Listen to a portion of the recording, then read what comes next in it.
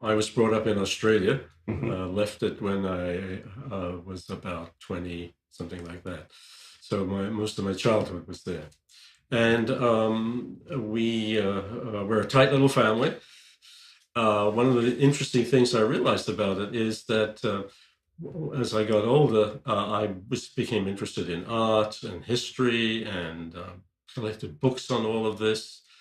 And in that whole time, I never went to a museum because I lived in a family that didn't do that kind of thing. And it somehow never occurred to me. Some very good museums in Australia, didn't see them.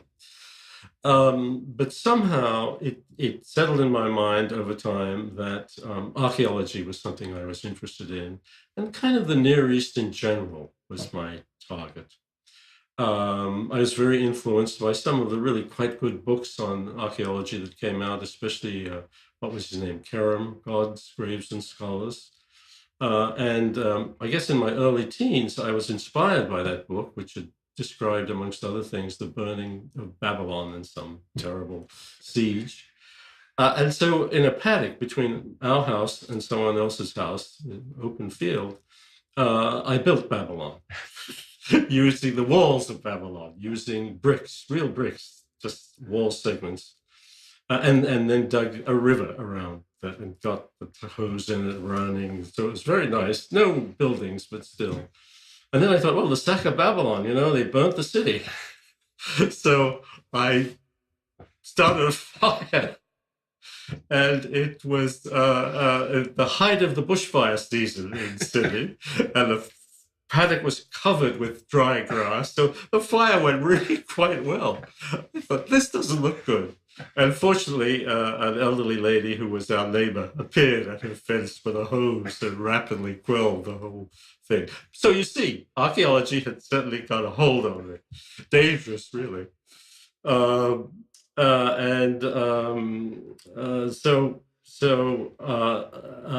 I went to Sydney University for undergraduate studies and discovered that they had a department of archaeology and a museum. First visit to a museum. So I studied there for a couple of years and took a BA degree, which included Near Eastern, they call it Near Eastern archaeology, but the focus was really Cyprus, Neolithic and Bronze Age Cyprus, because that's what the two professors specialized in. And they excavated there every year. I never got a chance to join their actual excavations, but I really enjoyed the courses and the work and all this kind of thing. And so at the end of that, I said, I want to go, I said, how can I do more work like this? And they said, look, we're not set up to do graduate level studies in these fields. And so your best bet is to go to London. So my family obligingly grub-staked me to go to London. And I remember being quite serious about going to different people representing different fields. And so although Egyptology presumably had some kind of a presence in my mind, I was also looking at other things, including someone who should be nameless, who said, why don't you go back home and do Aboriginal archaeology? Wasn't the thing I wanted to do. And somehow out of all of that, the Egyptologists at University College hit me hardest, made the biggest impression. And what I really liked was they said, there's a big salvage campaign starting in Nubia, and we're collecting people to continue our excavations down there, and you'd probably be one of them, and so forth. So these are what I remember of the process of becoming interested in archaeology and taking it up as a career.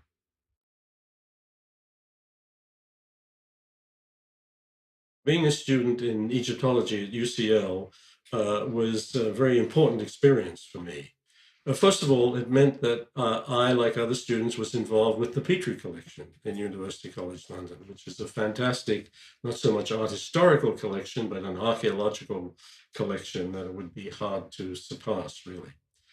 And secondly, the faculty there gave the students full access to the collection. Basically, it was all mostly in cupboards. Some of it was in exhibit cases, but it was mostly in cupboards. And those cupboards were unlocked in the day.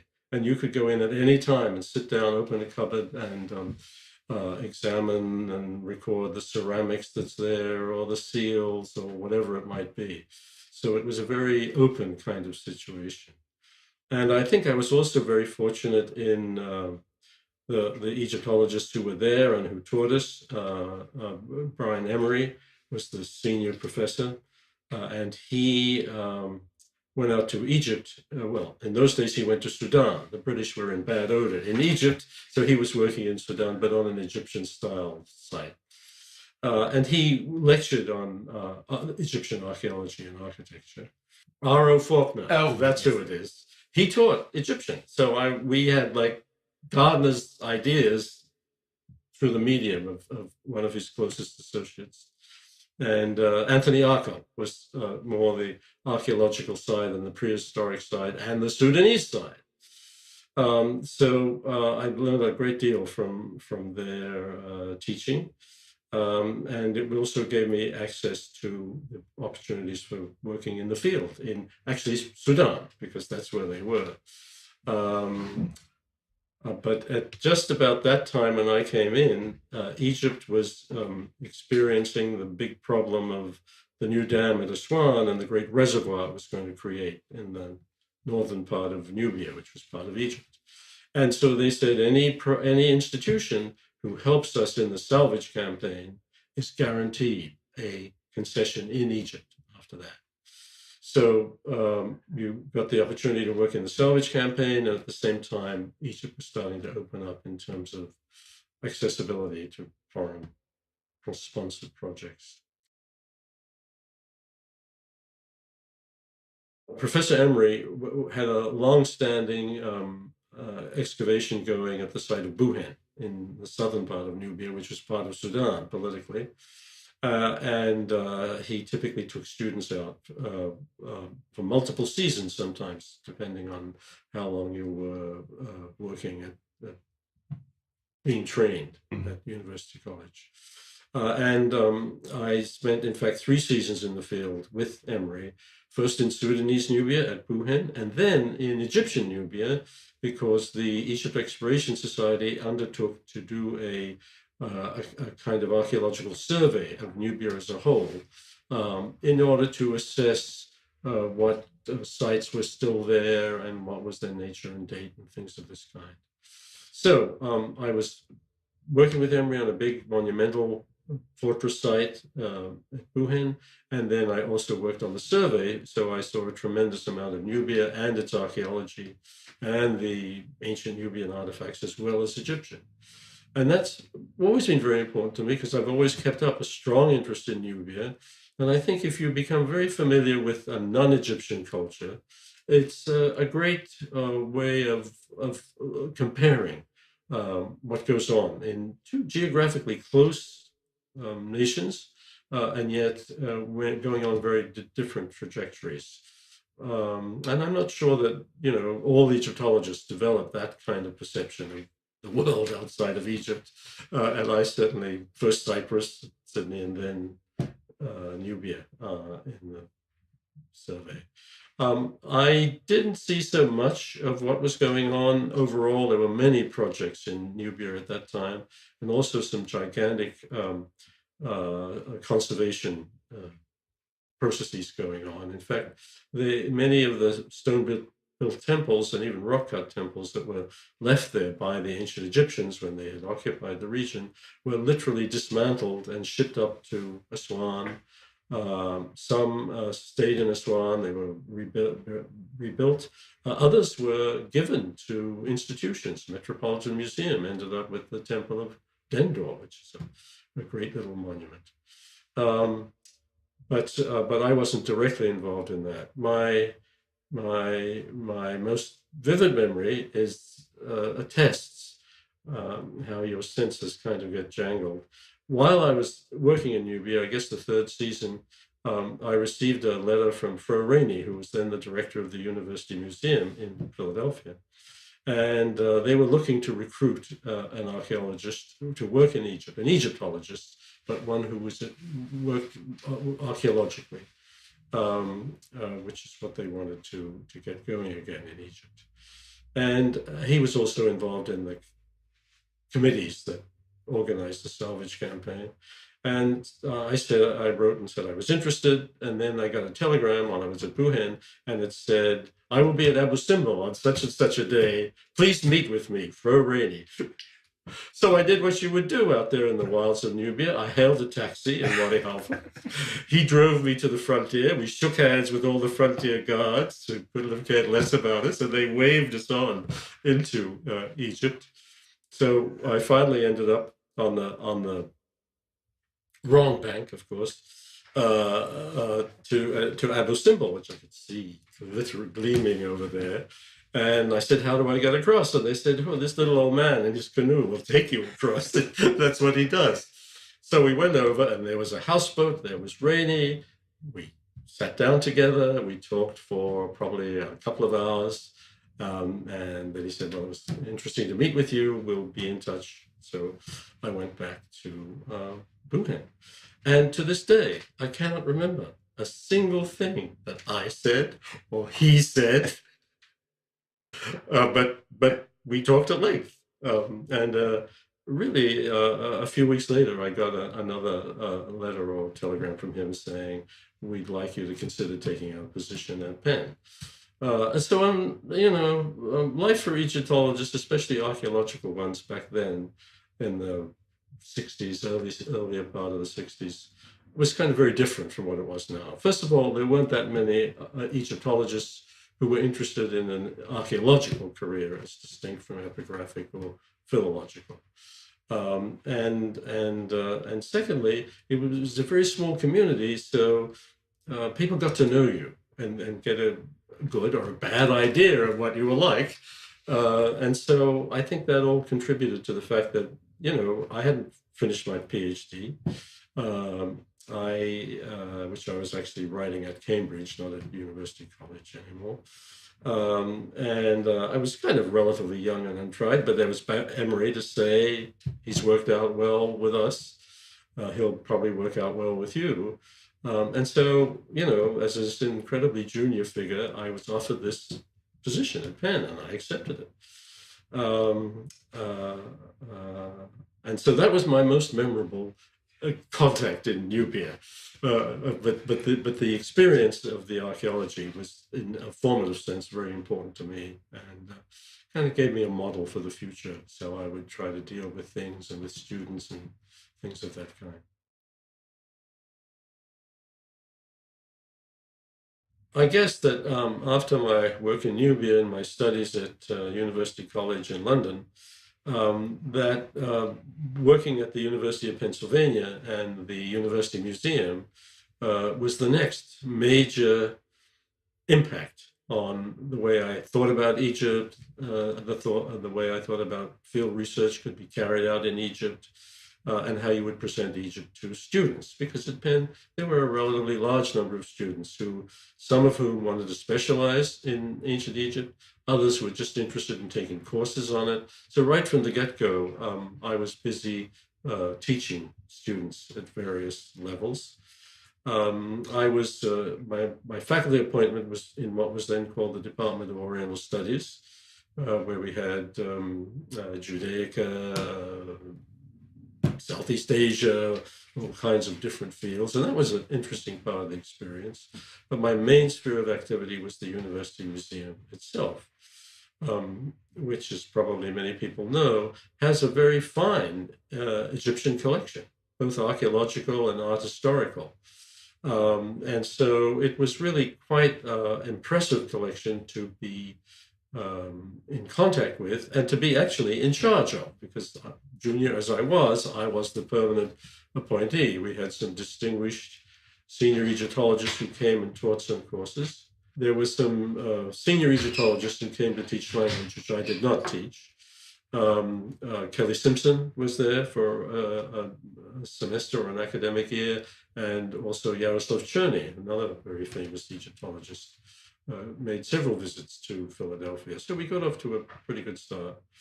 But I think what was most important for me in terms of development in the future were two things.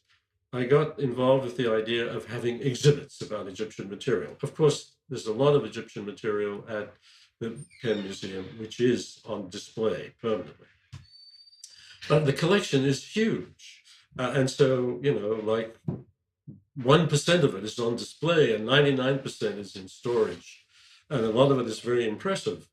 And so I got involved in the idea of developing exhibits.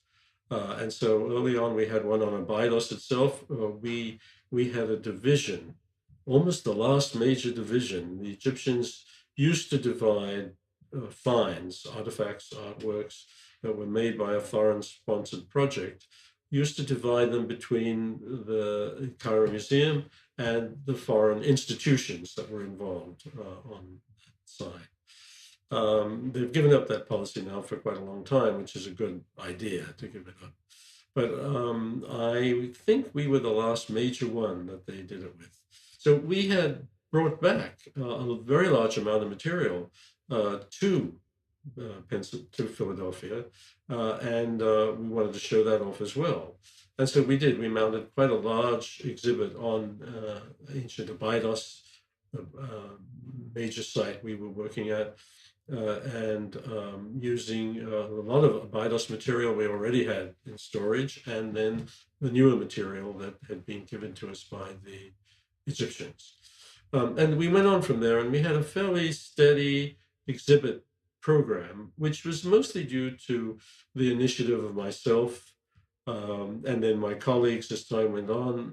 Lanny Bell, who was originally one of my students, became my associate in the program until he was enticed away by the Oriental Institute and became director of Chicago House.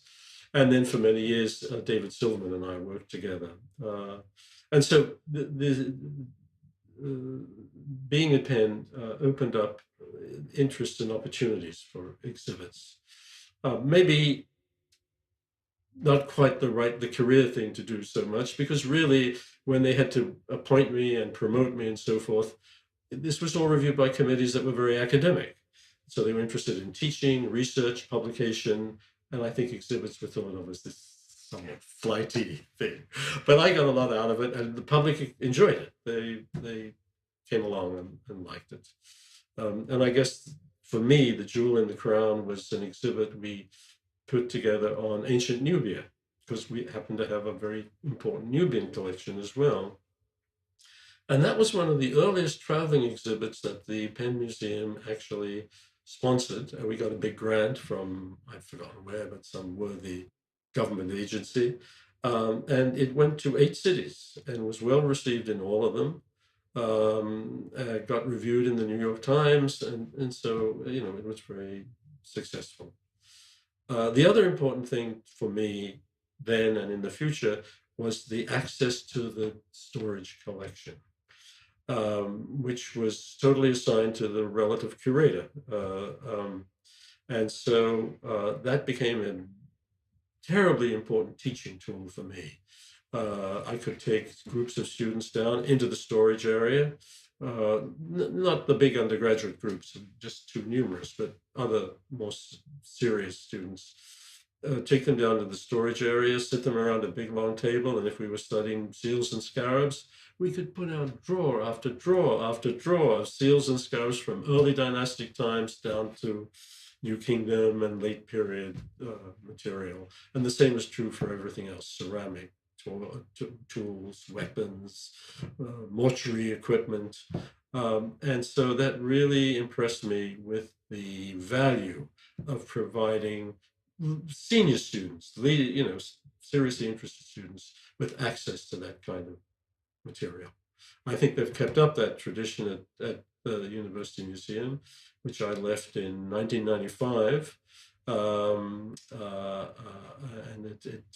it really colored the way I operated with students. My main excavational concern or focus throughout the years I was at Penn and continuing on, even after I left it, is this fabulous site of Abydos in southern part of Middle Egypt, I guess you would describe it. Um, Not so well known to the general public as places like Giza with its pyramids and Luxor with its still surviving temples. At Abydos, one very huge New Kingdom temple had survived it, and a smaller one next to it.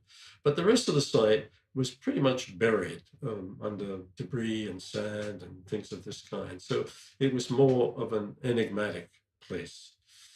And when I got to the University Museum, the director, Ferrani, said to me, "We want you to get out there in the field. Go find a site in Egypt that's important, and we'll sponsor and fund the excavation." And so I made up a kind of gazetteer of about 30, 35 sites throughout Egypt. And I spent a season in the field in Egypt, just going and looking at sites. Abydos was one, but there were many others, both in Middle Egypt and in the Delta.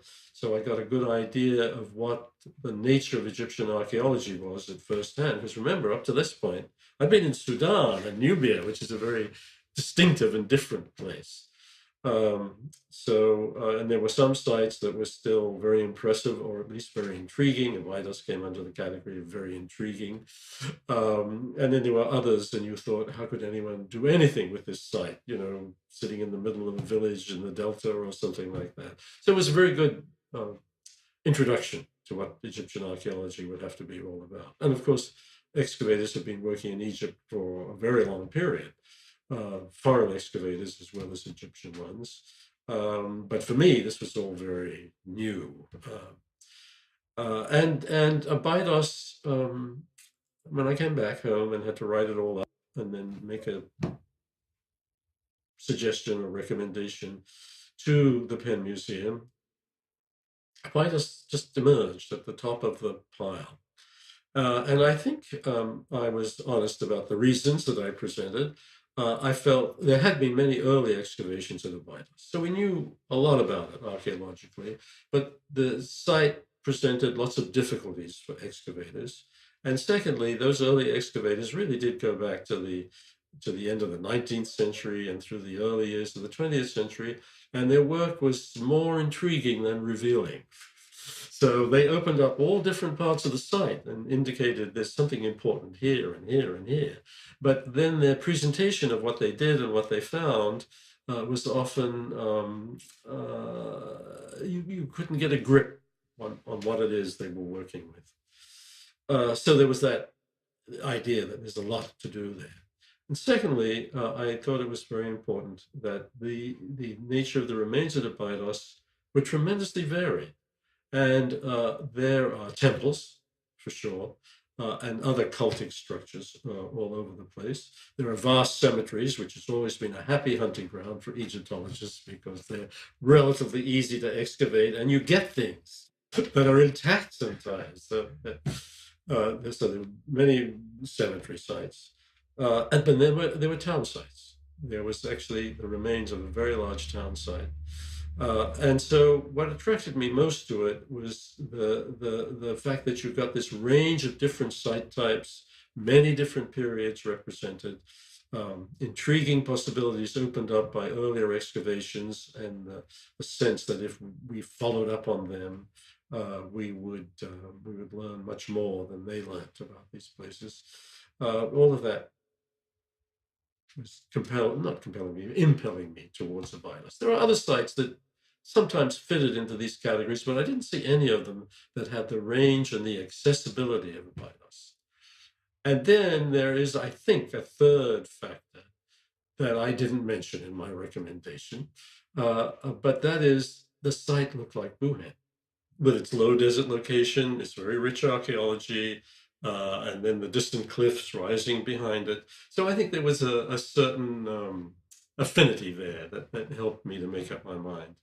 And it was interesting because at Buchen, Emery and his team lived in a mud brick house, which had actually been built by people from the Penn Museum. Many, many years ago, Penn had sponsored an excavation actually a whole series of excavations in Nubia. One of the participants was Randall McIver, who was a well-known archaeologist of the day, and the other was Leonard Woolley. Before he became the excavator of ancient Ur, he excavated ancient Buchen, amongst other places. And they built a house of a rather distinctive style there. And at Abydos, we had to build a house too because the villages didn't offer any appropriate accommodation. And it emerged looking very like the Buchen house. So that experience at Buchen had strong implications for me. But in any case, the rest, I suppose, is history, because we worked at Abydos and still work at Abydos for many, many years. We began excavations in 1967, and here we are in 2016, and we're still working at Abydos in the same concession. So you know it's a very rich site if it keeps us busy. The other thing that was influenced by my position and experiences at the Penn Museum was that as we settled into the northern part of Abydos, because the Egyptian authority, I originally asked for all of Abydos, what is it, 5 kilometers of archaeology, and they said, well, they were very nice about all this. They said, well, that's a lot. Why don't you focus in on one part of the site? And so I asked for North Abydos, which is actually a very large concession, which is what they called it in those days. And so there were many parts of Abydos that I was not working with directly. We knew about from earlier excavations. But here was I, as a relatively young scholar, student scholar. I come to Penn, the Penn Museum, and the Penn Museum said, you're qualified, go into the field. Find this an interesting site. I'd done that, and I thought, as time went on, I thought, now if we get a lot of good students at Penn, there's 2/3 of Abydos isn't covered. Let's see if we can encourage some of them to take up work of their own at these different parts of Abydos, and so that worked out very well. There were such students, and with my encouragement, once they had achieved their qualifications and finished their PhDs, with my encouragement, they applied for concessions, permits to excavate other parts of Abydos, and they got them, and they are all still working there. So everybody is stuck, and the results have been terrific. I covered them in my recent book, a little commercial here, but that summarizes it up to 5 or 6 years ago, and there's already a lot of new material to add to the record. But what was important to me was to create that cadre of young scholars who were ready to take up these challenges and these projects. And I was modeling it on what happened to me. Thought if the Penn Museum trusted me, I'll trust them to do the right thing and run successful projects, and they did. The United States aid grants were available for conservation. And so that opened up the opportunity of thinking seriously about conservation at Abydos. And within the part of Abydos that we were responsible for, the major monument that survived was a huge mud brick structure, about the size of a New York City block, so really big. Not a building, though. It's a great enclosure with mud brick walls, a small structure within it, and otherwise very empty space. But it had been looked at before, inscriptions had been found, and we knew that it belonged to the last king of the Second Dynasty, so a very early monument that tied in with other important early Egyptian materials at Abydos. The kings of the first and some of the second dynasties had actually been buried at a site way back in the desert. And these big brick enclosures, of which this was the surviving example, were somehow connected to all of that early ceremonial activity with early kings. And we had studied parts of this monument and actually other enclosures like it that were much less well preserved, and learned quite a lot more about their function and significance to the early Egyptians. But it was clear that the great enclosure that still rose about 30 feet high, so relatively well preserved, suffered from a lot of problems that threatened its stability and its continuity. And it lasted for about 5,000 years, but it was not clear that it would go much longer than that. It has all kinds of problems. It had been reused as a Coptic monastery, Christian monastery later in its history, and they had dug big holes in the walls in order to place cells in them. And then there were the attacks, the vicious attacks of wasps who love to build huge nests in the wall. And the trouble is, when they do that, they undercut that part of the wall, and eventually it falls off. And so there was the wasps and many other things. And lots of little birds, sparrows, I suppose, which lived in the walls and dug their little nests in there. And they chatted all day long while we were working there, bird song, until one day I was out there in the enclosure and I suddenly realized it was deadly quiet. No birds were singing. What the heck happened? I looked up and there was a hawk circling the enclosure, seeing if there was a breakfast ready for him. And all these hundreds of birds just shut up. Amazing. Anyway, with these USAID grants possible, we applied for several, plus some other support, and we undertook the conservation and stabilization of this rugged, ill-treated monument. And we think we can guarantee, if our work is concluded, another 5,000 years of being there at least. And the net result is we have done about, or a bit over 50% has been stabilized and conserved. We're not trying to restore the original appearance. We're preserving it as it is, this rugged remnant of early times. And we are still working on raising funds to complete the other approximate 50% that needs to be done.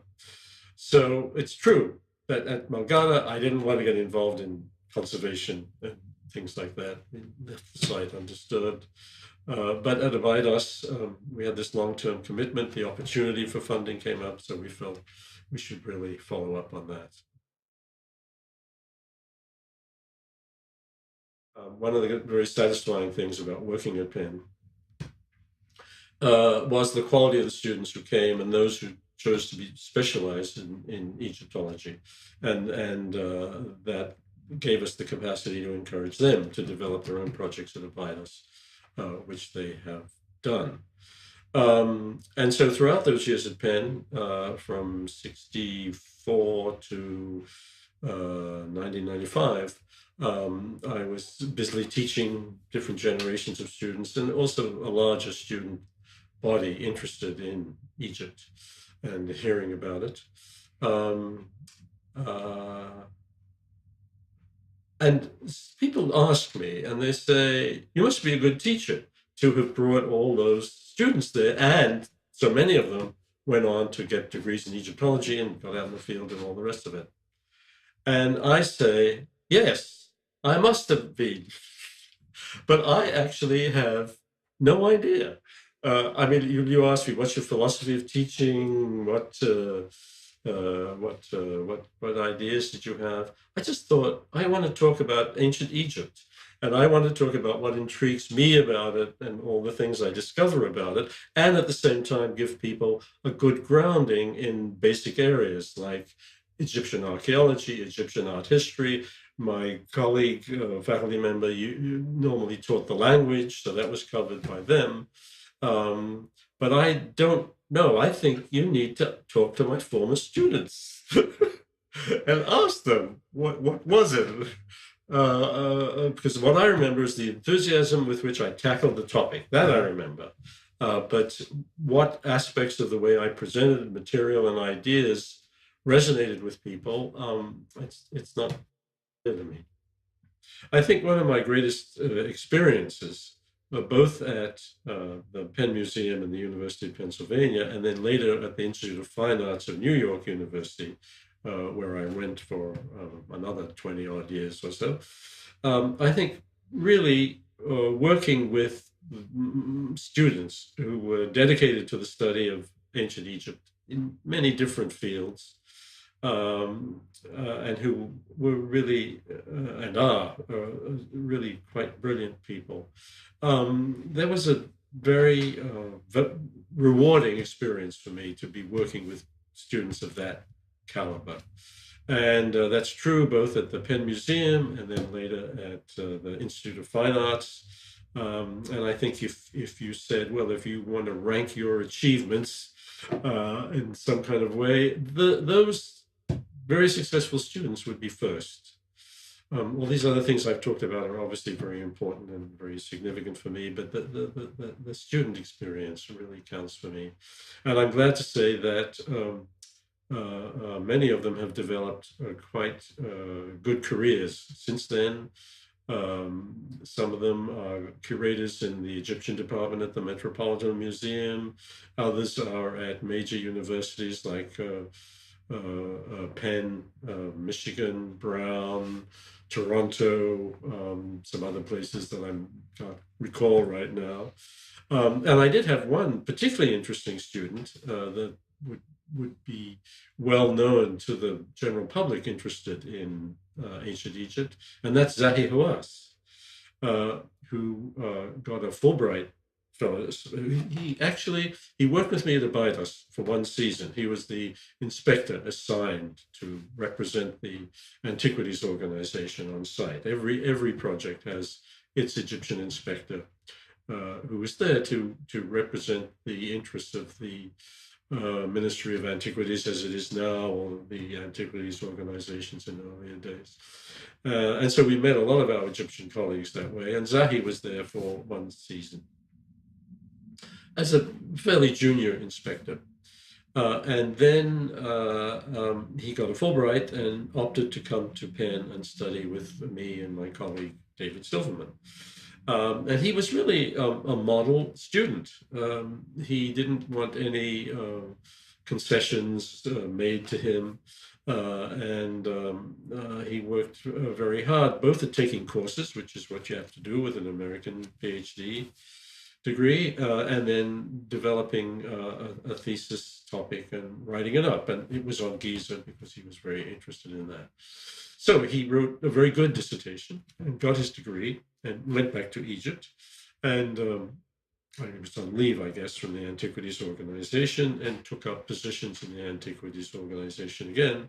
And is well known, he eventually rose to the level of being in charge of the Antiquities Organization. And so we still saw a great deal of each other. I was coming out to Egypt to work, and he liked to get together with me.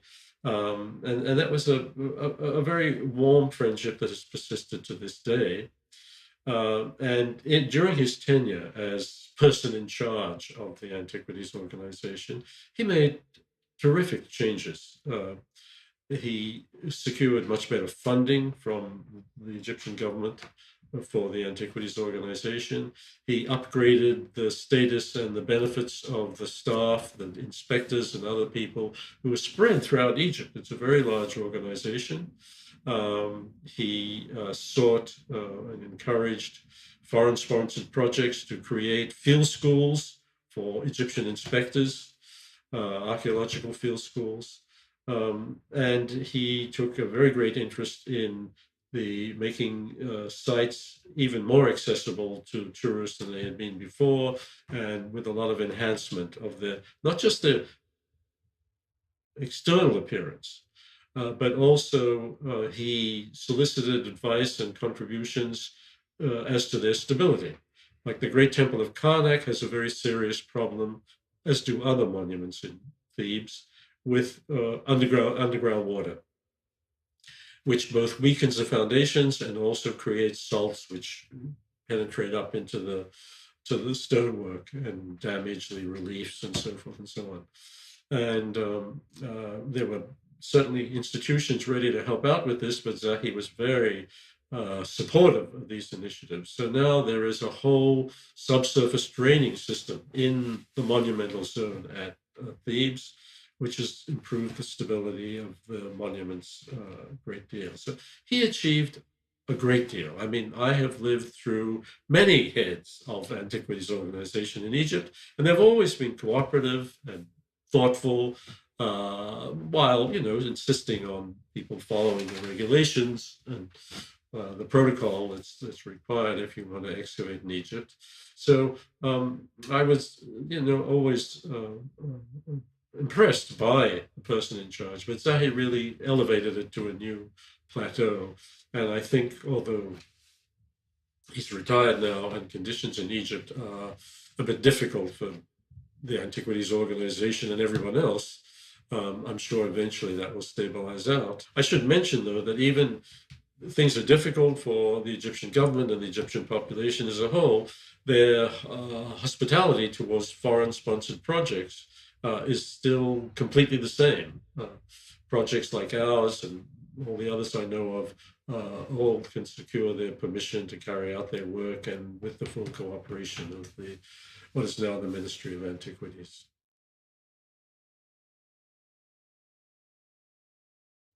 Now, I didn't work only at Abydos, Buhen first and then Abydos, although Abydos has become a long-term commitment. But in the 70s, in the early 70s, there were a couple of security concerns in Egypt. There was some penetration of their frontiers, not near Abydos specifically, but penetration of their frontiers, and the security part of the government got very concerned about this. And so they decided that for a while they would like foreign projects with their exotic members to be concentrated at 2 or 3 major sites. One was Thebes, one was Giza and Saqqara, but places like Abydos were made out of balance. So we couldn't work there. And we looked for alternative sites. And I was intrigued at Thebes by, on the one hand, actually the whole issue of the tombs of the 17th dynasty pharaohs, the small pyramidal tombs of 17th dynasty pharaohs, which are on the west bank of Thebes, which were discovered, some of them by Mariette and others, and then lost, very careless of everybody. They were small, they were badly preserved, and so they were reported on, and people literally couldn't tell you, where is the pyramid of King X and Y and so forth. Since then, we didn't take that up, but it would have been interesting. Since then, much later, Daniel Pultz of the German Archaeological Institute has taken up the site, discovered another one of these pyramids, and is continuing to make important discoveries there. So the other place that I looked at, because I was very interested in urban life, urban settlements, and palatial structures, which have all not received as much attention in Egypt as they should have. There are important exceptions to that, but it's still true. And so Malgada, which is a great palatial site at Thebes, which had been worked on by the Metropolitan Museum of Art earlier on, there was, again, still many issues to look at there. So we asked for permission to excavate there and received it. And there I collaborated with Barry Kemp, who I'd known at Cambridge. And we had a co-directed project that went on for several seasons. And we made some interesting discoveries. One was looking at the great artificial lake that the Egyptians had created the ancient Egyptians had created right next to the palace. And we ended up with a better understanding how that developed by looking at the great mounds of spoil that were thrown up around the site. We did not work that much in the actual palace site itself, the architecture. That had been exposed by the Metropolitan Museum. We knew there were the remains of painted surfaces that had collapsed into the ruins. And the last thing I wanted to get involved in was a conservation project. There's something ironic about that, but I'll come back to that in a minute. So we left the palatial site pretty much alone. We did, however, collect a huge amount of ceramic of the period. And we had Colin Hope working with us, who was a terrific ceramicist. And so that was an important resource, maybe not so exciting to the general public, but very important as a very large and varied sample that came from, a well-documented site. And I like to mention there was one sherd of Mycenaean ware there. Most people would say, what the heck is they doing there? But the interesting thing was, at Amarna, the next generation, with Akhenaten, the Malgada belonged to Amenhotep III, and then his son was Akhenaten, who set up a new city at Amarna. And Amarna is drenched in Mycenaean material as well as much else. So it was very interesting to see that sharp break, and yet this one little fissure in it. So it was a great experience, but we didn't anticipate a long-term stay there. And so when the security concerns eased and other sites became available again, we proposed to continue with our work at Abydos and got permission to do that, and have lived through everything ever since. The terrible assassination of President Sadat took place while we were out there at Abydos. Nothing untoward happened to us or has ever happened to us.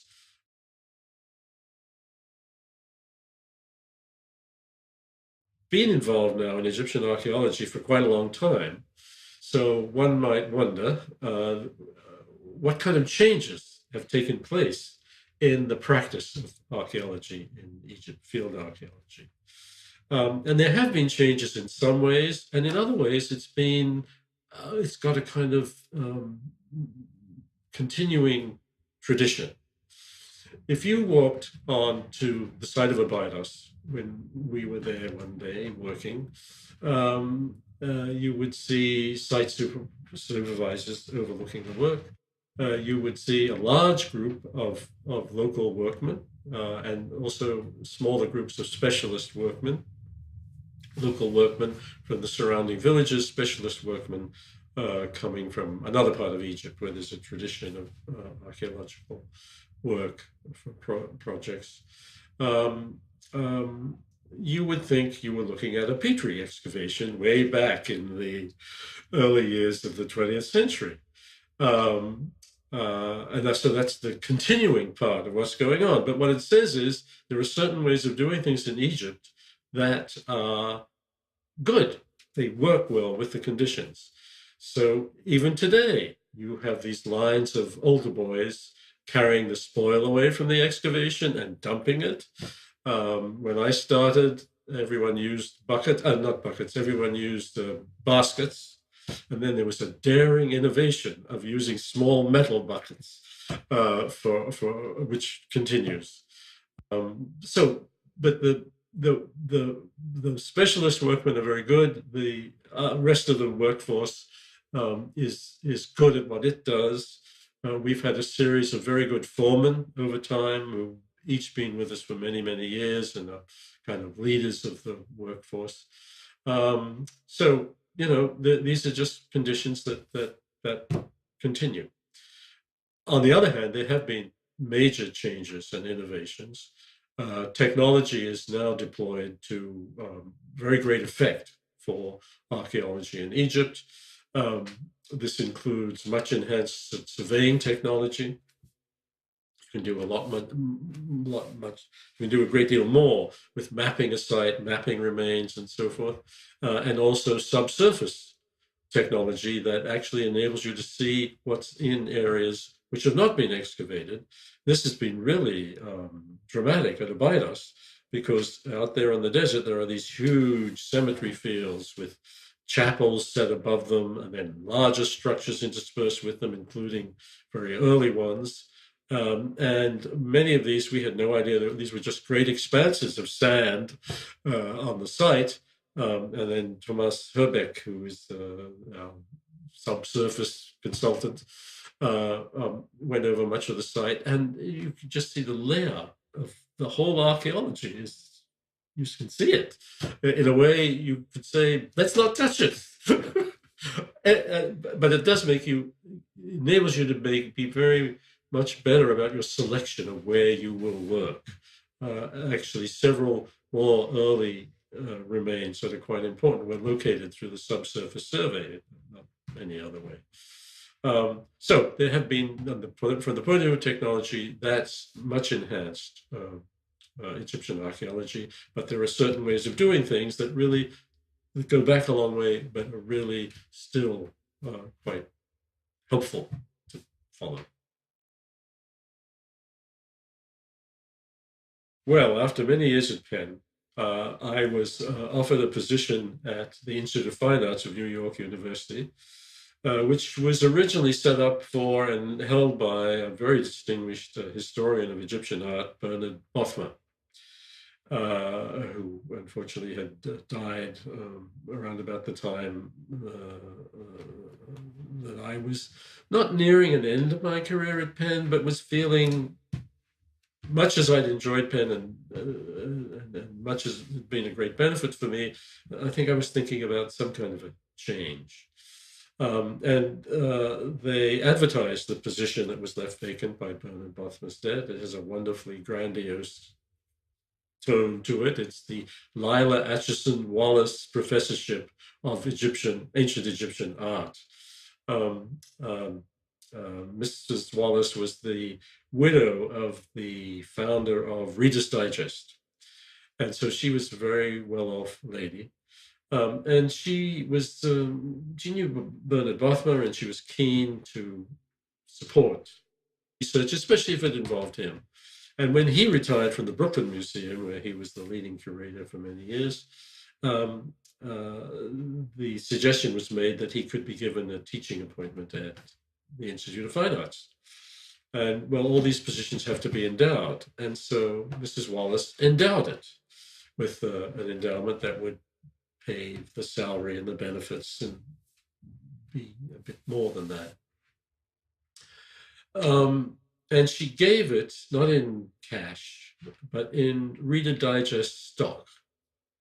And I think it was valued at $700 and something thousand when it was set up.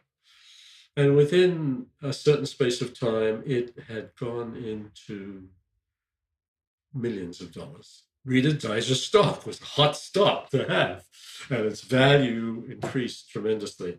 And even better, the Institute's board of what are they called? Board of Governors? I can't remember. Sold it right before Reader's Digest stock started to go down, and you would have lost value. So there was a big resource there, the record set up by Bernard Bothmer and the endowment.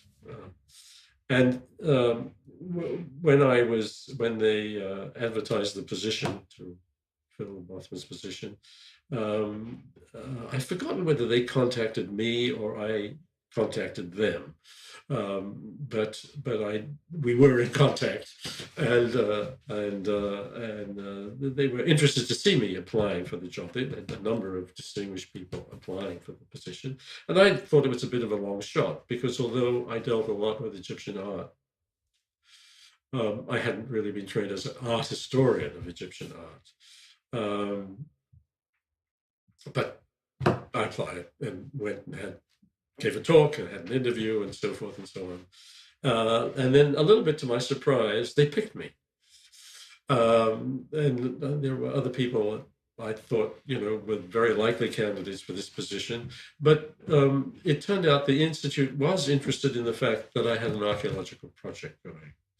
That I wasn't, I mean, I didn't only deal with art and archaeology and so forth, but I had a project. It was a bit of a change for me.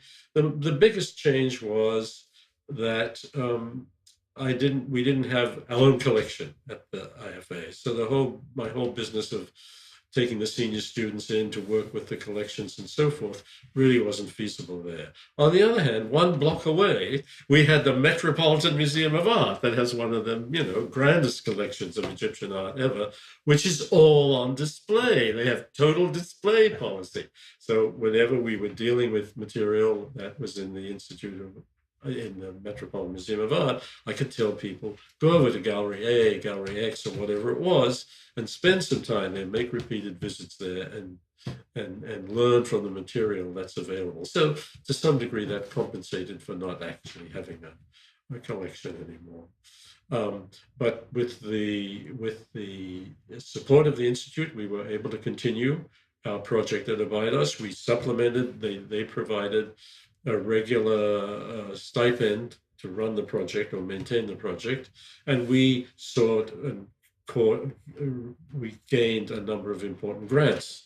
The USAID and others have kept us going since then. So it was an interesting change of venue, but things that were important to me were still accessible in that setup. Another important environs that I've functioned with as an Egyptologist is the American Research Center in Egypt, which is now a long established, I think it was set up in the 40s sometime, a long established umbrella organization for most Egyptologically oriented activity, especially activity in Egypt with excavations, epigraphic work, conservation work. The American Research Center serves as an umbrella organization to facilitate all these institutions and projects which are operating out from the United States into Egypt. And so it's a kind of US-wide assemblage of all the institutions and people who are interested in ancient Egypt. So it's got a great public following as well as an academic following. I've been a member of it, of course, for a long time and long associated with it, and has lived through many of its crises and recurrent regaining of stability and funding and so forth. And for a period, I was one of their presidents every year, or not every year. Presidents are elected on a 3-year basis. So that was an interesting experience as well. So I think really the center is a major resource for archaeological, Egyptological research related to the activities of US institutions. That it's been a great benefit to Egypt as well, particularly since it has been able to, the American Research Center in Egypt has been able to acquire a lot of major funding for conservation. I've talked about our conservation efforts, other people have conservation efforts, but the American Research Center in Egypt is able to operate on a scale of conservation which far outstrips the efforts of any individual project. So it's been interesting and exciting to be part of that as well, which seems to have a future ahead of it as well. The USAID seems quite taken up with what the Research Center has achieved in that area, and it looks like they're willing to continue to support initiatives of that kind. And it's also been great because we have an annual get-together in various parts of the US. And I get to see all my colleagues. I mean, we're spread right across the face of the United States. And it's really very pleasant and exciting to be all together, and see people that maybe you haven't seen for months or a year or whatever, but you're guaranteed to see them there. So it's a very important part of the US-sponsored initiatives in Egypt, but it's also a great boon for the discipline in the States as a whole.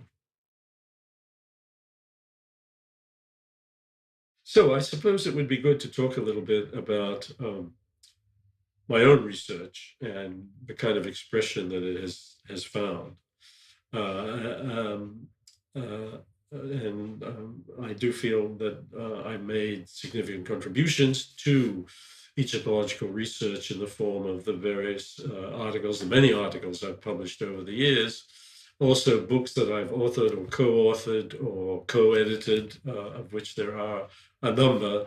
I guess the ones that are most significant for me is a book I published on ancient Nubia called Ancient Nubia, Egypt's Arrival in Africa, and a contribution to the Cambridge, they called it Ancient Egypt, A Social History, which was one of the earlier publications.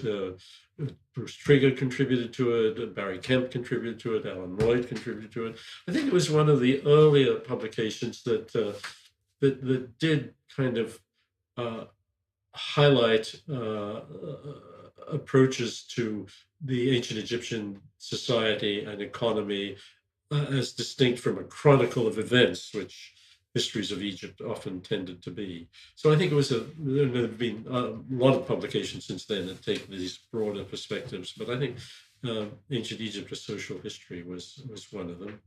And finally, a recent publication that was a pleasure for me was the publication called The Old Kingdom Town at Buhen. Emery's work at Buhen encompassed mostly Middle Kingdom and New Kingdom material, but in one of the seasons that I was there, much to our surprise, we discovered, not at the great Middle Kingdom monuments there, but some distance away, an ancient Egyptian town site in the heart of early Nubia. And this had never been found before, so it was rather an exciting discovery. And we spent a full season on it, and a little bit more in another season. And then Emery continued with his work. He went to Saqqara, worked on early monuments there again. At some point after he died, I was asked by the Egypt Exploration Society if I would prepare the Old Kingdom Town records for publication. And I did. It was, an honor to be asked to do it, and I enjoyed doing it. It was challenging because the archaeology was complicated, and Emery had a very basic system of recording, which was valuable, but we would probably have done it a bit differently today. And so you had to kind of look at his ongoing recording of the site and then site supervisors' ongoing recordings. There's a lot of different bits of the process had to be pulled together. Egypt Exploration Society is a busy place with many publications, and it took quite a long time for them to reach that particular publication, but it came out in 2014. I figured it out, a mere 50 years, I think, after the excavation. Pretty good for Egyptological research. And I was very happy and proud to have done that. Now, I retired, actually, from the Institute of Fine Arts just this year. And so, I have to think of what to do with myself now that I'm not teaching students, although I'm still supervising PhD candidates. And that's a good experience that's continuing. They're doing some really interesting work. But the question is, what do I want to do? Well, there are lots of aspects of our work at Abydos that need to be published. And the one that perhaps interests me most is a collection of cultic chapels of the Middle Kingdom, which everyone in Egyptology knew about these because they're referred to in surviving texts. But nobody had ever seen one, I think it's fair to say. And just by luck, when we were excavating actually New Kingdom monument, which is pretty destroyed, we discovered that under it was a group of these mysterious Middle Kingdom structures, actually in very good shape because someone had built a temple on top of them. And nobody ever got through the floor of the temple. Well, they did get through some of it, but a lot of it they didn't. And these are very intriguing monuments. We have a very complete record of them now. And I've published articles on them, but I'd like to bring out the full publication of those in particular. Then there are other aspects of Abydos that need to be, especially early aspects that need to be worked on. But that I'll do in collaboration with my colleague Matthew Adams, former student of mine, who's now become associate director and field director of the Our Abydos project. So that's continuing on, generating material. But outside of Abydos proper, I have a book on the foreigner's depiction of the foreigner in ancient Egyptian art, which is kind of a first. I mean, there isn't any such book. There are lots of articles, but no such book. And it's completed, and now it's being considered for publication, and I hope will be out sometime in the near future. And then there's a book I've been wanting to write up for a long time, and it's called Cities Cosmos in Ancient Egypt, which is a bit of a debatable topic. But I think there's a case to be made for reading the remains and the purposes of ancient Egyptian cities and towns as relating to their cosmological beliefs, as well as many other factors, social factors, technical factors, all of this kind of stuff, but that there's this overarching concept of the Egyptian cosmos and how it functioned and how it's reflected in all levels of activity and nature and human habitations, all these kinds of things. And so that book is kind of probably the major project for the next future, immediate future, let me put it that way. And otherwise, let's see what happens. Something interesting always happens when you're doing Egyptological research, so I'm feeling reasonably optimistic.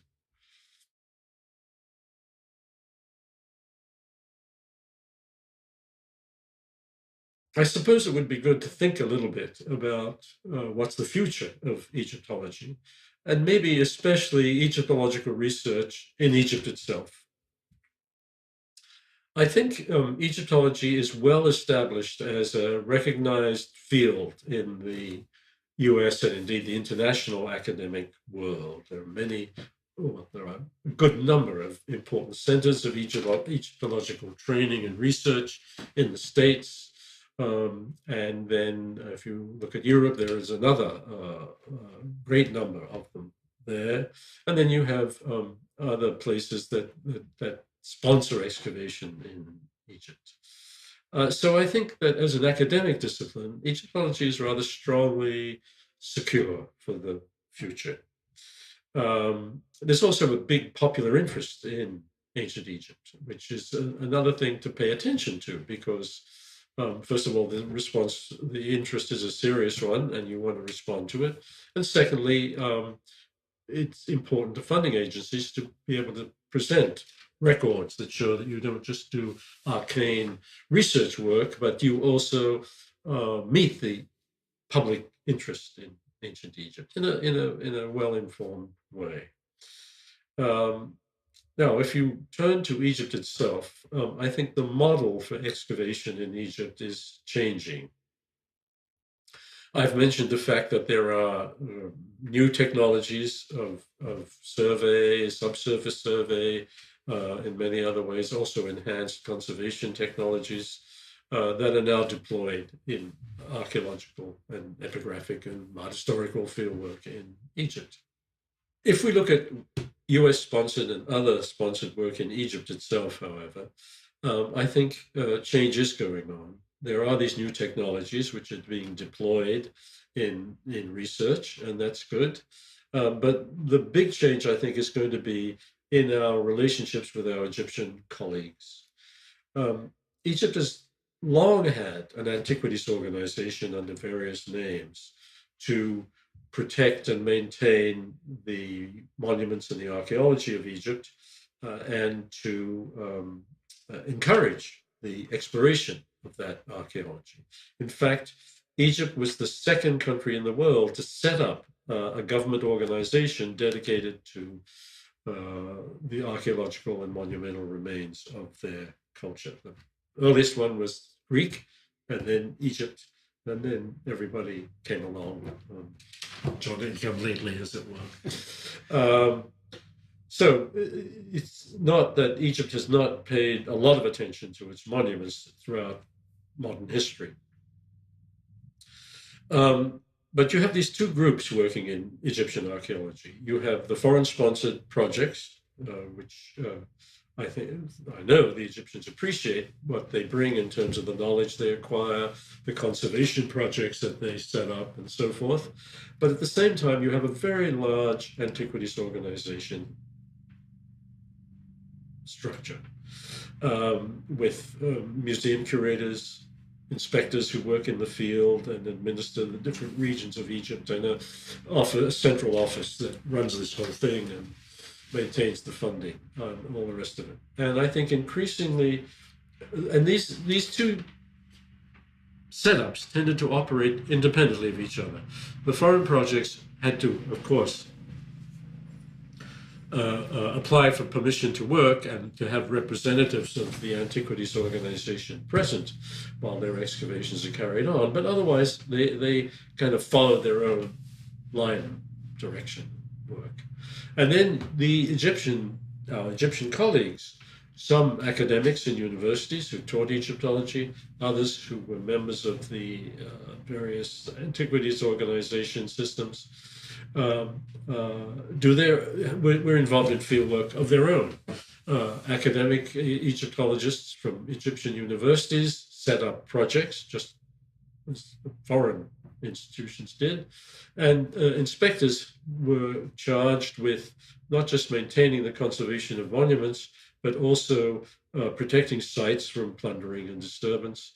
And often had to carry out excavations of their own, sometimes for salvage reasons, sometimes because an inspectorate felt it would be good to open up an area around a monument or whatever. And so that was another line of work that was going on. What I feel is now happening, there are two things really that the future needs. One is already happening, and that is a much greater interaction between the foreign-sponsored projects and the Ministry of Antiquities. And the Egyptian colleagues, especially the ones in the Ministry of Antiquities, have got a very strong interest in ensuring that they are up to date on techniques, theoretical issues, all the kind of things that are important in looking at ancient archaeological remains. And they're interested in learning archaeological practice and ideas that are up to date. And so we're seeing much greater interaction between the foreign-sponsored projects and what is now the Ministry of Antiquities, with foreign projects and the American Research Center in Egypt sponsoring field schools, conservation schools, setting up conservation labs, but it's all for the benefit of Egyptians who will ultimately take over those developments. And at the same time, I think there's a sense that Egyptian archaeology should be more the province of the Egyptians. They've been extremely hospitable and collaborative with foreign research, sponsored research into Egypt, and I'm sure they're going to continue to do that. I think that the mode in which that operates may change, and you may see more kind of collaborative foreign institution and Egyptian Ministry of Antiquities collaboration, which I think would be a good thing. And the other important thing is the interest of the Egyptian population at large in their archaeology. In a way, they know about all its major features and they're very proud of it. Of course, Tutankhamun's tomb, the pyramids, these are world famous aspects of archaeology, and they're seen as part of the image of Egypt. But it's mostly the educated upper classes that are particularly aware of that. The larger population, the workers, the artisans, the farmers, of course, are aware of the monuments and aware of archaeology, but our sense is that in many parts of Egypt, they don't have a strong sense of what all this means to the national image and to preserving monuments and covering archaeological remains that are significant. And so, I think American Egyptology, like other Egyptologies, ought to be contributing and are contributing to both of these issues, closer collaboration with Egyptological colleagues. And on the other hand, also, although it's much in its initial stages, and again, it's something that can only be done in collaboration with the Ministry of Antiquities, raising local, regional consciousnesses about the monuments and the sites that are in their particular area, that they may know very well, that they may see every time they walk out of their house, or when they drive up to the next village, they go through places that you can see are archaeological, but often they don't have any very clear idea of what all this means. So I think there's a big public education undertaking that could be taken. It isn't as if ancient Egypt is not taught on a wide span in Egypt. It is. Kids are taught about it in school, so it's not like there is people are unaware of what's going on. But it is still true, I think, that the larger population's understanding of what's going on and why the sites are significant would benefit from some concerted effort on the part of foreign projects, working closely, though, with the Ministry of Antiquities, who would really be in control of any such initiative. So that's the kind of future I see ahead for Egyptology. I think it's a good future. I think it's going to change in important ways, but I think that's part of the goodness that we're looking at.